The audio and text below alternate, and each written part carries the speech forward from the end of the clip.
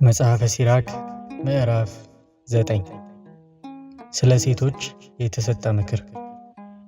ክፉ ትምህርትን እንዳትማርብህ ባጠገብህ የምትተኛ ሚስትህን አታስቀናት። ኃይልህን እንዳታደክምብህ ለሴት ልብህን አትስጣት። በወጥመዷ እንዳትያዝ የሌላ ሚስት አታባብል። በዘፈኗ እንዳታስትህ ከዘፋኝ ሴት ጋር አትጫወት።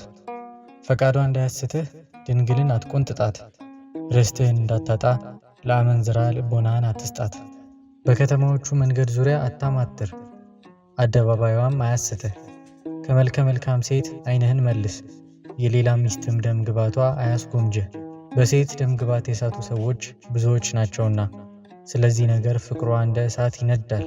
ከጎልማሳ ሚስት ጋር አትቀመጥ፣ ልቡናህን ወደ እርሷ እንዳትወስድ፣ ሰውነትህንም በሞት እንዳታሰነካክል በመጠጥ ጊዜ ከእርሷ ጋር አትቀመጥ። ድንገተኛ ወዳጅ እንደ እርሷ አይሆንህምና የቀድሞ ወዳጅህን አትተወው። አዲስ ወዳጅ ጉሽ ጠጅ ነው፣ ቢከርም ግን ደስ ብሎ ትጠጣዋለህ። እንደሚጠፉ አታውቅምና የኃጥአን ብልጽግናቸው አያስቀና፣ የክፉዎች ሰዎችም ተድላቸው አያስጎምጅህ። እስኪሞቱም ድረስ እንደማይከብሩ አስብ።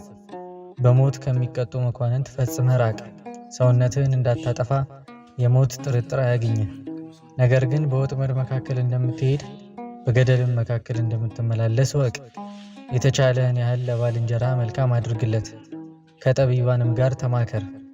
ጉዳይህም ከአዋቂዎች ጋር ይሁን፣ ነገርህ ሁሉ በእግዚአብሔር ሕግ ይሁንልህ። ድሆች ሰዎች በምሳ ጊዜ ይኑሩ፣ ክብርህም እግዚአብሔርን በመፍራት ይሁን። ሥራው በብልሃተኛው እጅ ይከናወናል፣ የአሕዛብንም አለቃ በቃሉ ጥበብ ያመሰግኑታል።